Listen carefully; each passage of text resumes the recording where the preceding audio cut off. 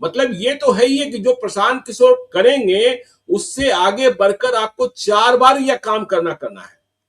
हाँ, तो ये भी यही तो हुआ कि आप वो नैरेटिव सेट कर रहे हैं और आप उस पर रिएक्ट कर रहे हैं, ये एक बड़ी ताकत होती है। इसका पहले आमतौर पर बीजेपी नैरेटिव सेट करती थी और उसके अपोजिशन के लोग उसका जवाब देते में चुनाव बीत जाता है। बीजेपी ही तो एजेंडा सेट करती है, उसी एजेंडे पर अपोजिशन रिएक्ट करता रहता है हमेशा। जैसे एक एजेंडा बीजेपी ने और जेडीयू ने फिक्स कर दिया बिहार में जंगल राज का, अब पूरे सारे टाइम आरजेडी की सारी ऊर्जा उसी में समाप्त होती है, उसी में चली जाती है कि इसका सफाई देने में।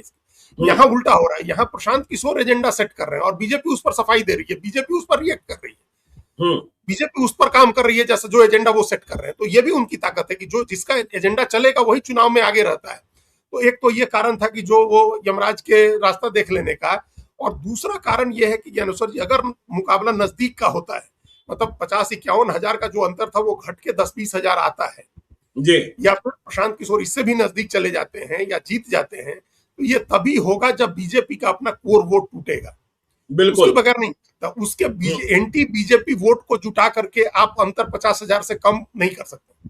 50 हजार से कम अंतर अगर करना है तो आपको बीजेपी का वोट तोड़ना होगा, बीजेपी का वोट तोड़ना होगा, आरजेडी के वोट को भी साथ लेना होगा, जैसे मुसलमान टूटे हैं यादव भी टूटे हैं। जी, हम एंटी बीजेपी वोट की बात कर रहे हैं, एंटी बीजेपी वोट की बात नहीं कर रहे हैं ज्ञानेश्वर जी। एंटी बीजेपी वोट पूरी कॉन्स्टिट्यूएंसी में ज्ञानेश्वर जी कुल मिलाकर के 74-75 हजार है, जो ट्रेडिशनली एंटी बीजेपी वोट है, वो उससे ज्यादा नहीं है। 3,10,000 के करीब वोट है जो बीजेपी का कोर वोट है।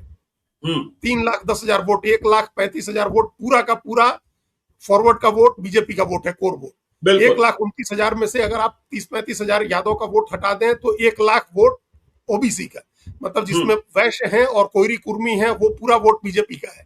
ईबीसी का वोट जो 50 हजार के करीब है, जिसमें ज्यादातर चंद्रवंशी हैं, वो कोर वोट है बीजेपी का।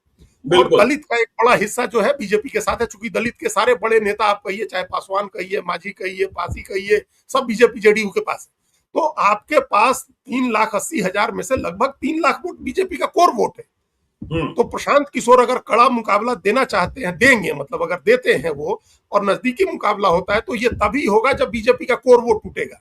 बीजेपी का कोर कौन सा वोट टूटेगा, ये असली सवाल है जो अब देखने की बात है, और जिसको लेकर के बीजेपी भी चिंतित है कि ये जितने वोट बताए हमने, फॉरवर्ड का कोर वोट टूटेगा, ओबीसी का कोर वोट टूटेगा जिसमें वैश्य भी है, कोयरी कुर्मी भी है, या ईबीसी का वोट टूटेगा, कौन सा कोर वोट बीजेपी का टूटेगा, ये असली सवाल है, और उसी से प्रशांत किशोर की ताकत बढ़ेगी।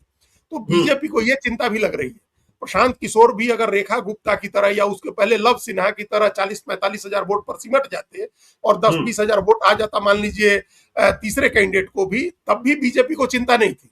उतना वोट तो वो मान के चलते हैं कि हमारा विरोधी वोट है वो जाएगा ही। लेकिन फर्ज करिए प्रशांत किशोर अगर 70 हजार वोट ले आते हैं या प्रशांत किशोर 80 हजार वोट ले आते हैं, तो ये इसमें आधा वोट ज्ञानेश्वर जी बीजेपी का कोर वोट होगा।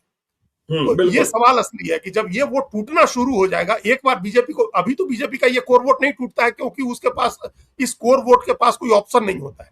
अपनी जाति के जहां उम्मीदवार होते हैं वहां थोड़ा बहुत लोग दे देते हैं, बाकी सब वोट एक तरफा बीजेपी को जाता है, ये वोट नहीं टूटता है। तो ये वोट अगर टूटेगा, बीजेपी की चिंता है, तो उसके बाद ये भी रास्ता देखने की तरह है, फिर तो ये वोट टूटने ही लगेगा।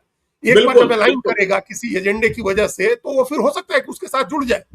और संभावना इसलिए है ना कि सामने से राजद नहीं लड़ रहा है, सामने से प्रशांत किशोर लड़ रहे हैं। ये जो हम लोग लगातार कह रहे हैं, प्रशांत किशोर भी अगर आरजेडी का खतरा दिख रहा होता कि भाई हम अगर बीजेपी को साथ नहीं देते हैं, बीजेपी का साथ नहीं देते हैं तो आरजेडी आ जाएगी, तब तो ये वोट नहीं टूटता। लेकिन अब वो डर भी नहीं है कि आरजेडी आ जाएगी। वो डर दो कारणों से नहीं है। एक कारण तो यही है कि बाई इलेक्शन है 1 सीट का और 200 सीटें हैं अभी एनडीए के पास, तो आरजेडी नहीं आ सकती है। और दूसरा, आरजेडी का कैंडिडेट भी लड़ाई में नहीं है, तो वैसे भी नहीं आ सकते हैं।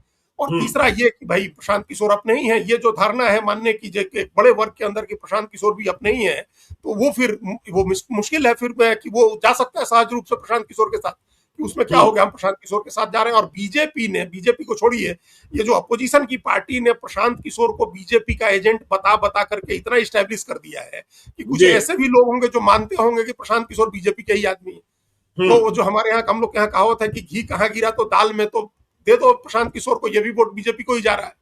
तो ये कई ऐसे पहलू हैं जिन सबका जवाब बीजेपी को देना है, घूम घूम के देना है। ये कहना है कि ये बीजेपी के आदमी नहीं है, ये बताना होगा कि भाई इनके साथ आप कास्ट लाइन पर मत जाइए, ये बीजेपी विरोधी हैं, इनके ये बीजेपी को समझाना होगा कि आप इनको वोट देंगे तो हो सकता है कि आगे ये कांग्रेस के साथ चले जाएं, एंटी बीजेपी पॉलिटिक्स करते हैं।